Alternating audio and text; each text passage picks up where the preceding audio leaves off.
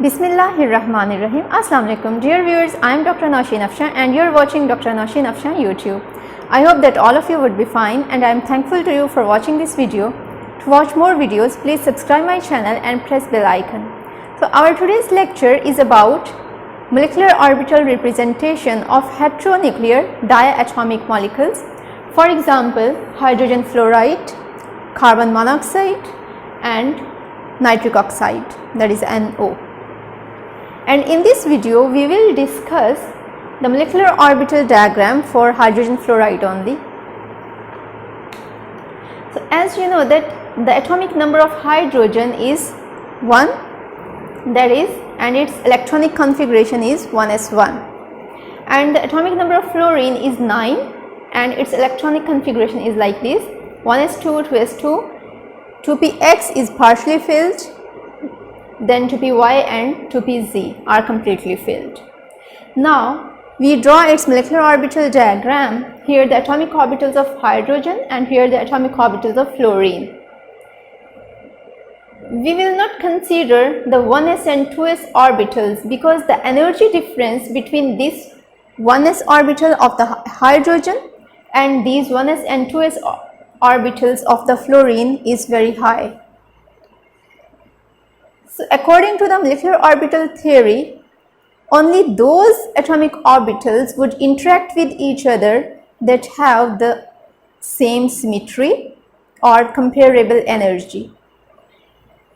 So its energy is not comparable with this one, so it would not interact with these orbitals, but its energy is almost comparable with these suborbitals.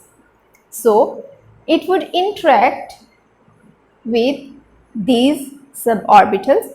Here the 2px is partially filled, then these are completely filled.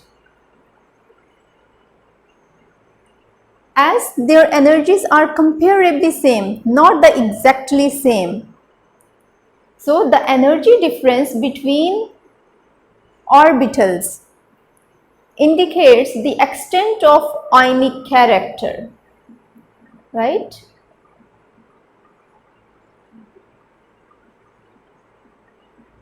For example, here its energy level lies here.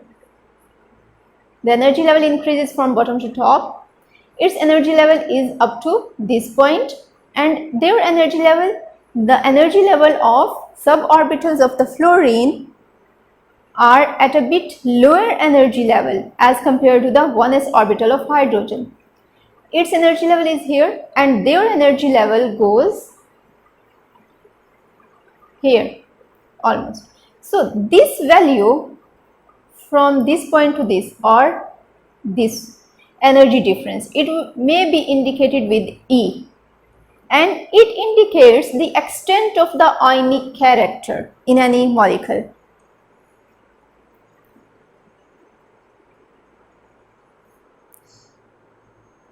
And the energy difference between atomic orbital that lies at higher energy level and the bonding molecular orbital, here it is sigma. So here this bonding molecular orbital, we will indicate it only with the sigma, not like sigma 1s or 2s or 2px, because here this 1s interacts with 2px, so these would not be indicated here. We will indicate this bonding molecular orbital only with sigma, and this one electron and this would be placed over here, and this sigma bonding molecular orbital would be completely filled. So we were talking about the other parameter, that is the energy difference between the atomic orbital that lies at the higher energy level and the bonding molecular orbital up to this point. This value or the energy difference would indicate the covalent character, the strength of the covalent bond, or the extent of the or covalent nature. So this energy difference would indicate the covalent character of any bond, but the energy difference between energy levels of the orbitals, or just energy difference between two orbitals of the two different atoms, indicates the strength or the extent of ionic character. One is the extent of ionic character and the other one is strength of the covalent bond.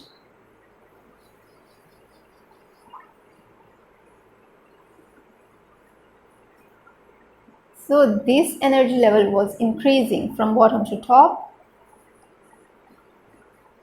and here this bonding molecular orbital is represented with sigma. As you know that here 2px, this is 2px orbital and this one is 1s. So as linearly they can interact with each other. Here there is the overlapped region. So because of this overlapped region or interaction, this sigma bond has been formed. But when you see the other case, that is 2py, when it would interact with 1s orbital, the case would be like this. So this 1s orbital is at the nodal area and there would be no overlap at all. So as a result of this, 2py and 2pz,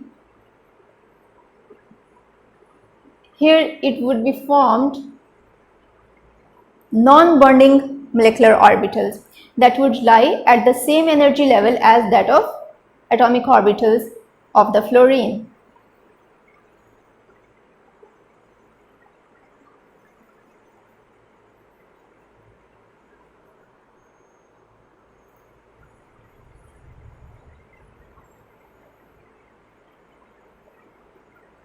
So these two orbitals would interact with 1s orbital to form non-bonding orbitals, and these would be filled with 2 electrons. And these non-bonding orbitals would not take part in the expression for orbitals with respect to their energy level. Okay, the other one is antibonding. The antibonding would be here, and as there is no electron left over for the antibonding, that is sigma star, so it would be left empty. Now we write down the sequence for these molecular orbitals. The sigma molecular orbital is at the lowest energy level, that is sigma 2. It is at lower energy level as compared to sigma star, and that is empty. So in this expression, non-bonding orbitals would not be written, or it is your own choice, and it's better not to write down.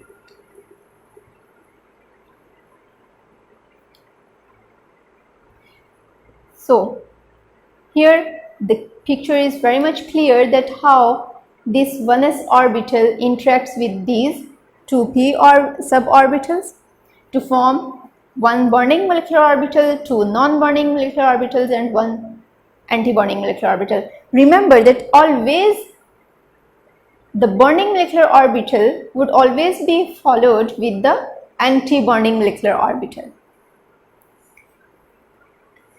Here, and you can determine from these overlaps that either they can overlap or interact with each other or not, and if anyone would interact, then that would be formed in the form of bonding molecular orbital, and the leftover would form non-bonding molecular orbitals. So thank you very much for watching the video. Please subscribe my channel and press the bell icon. Allah Hafiz.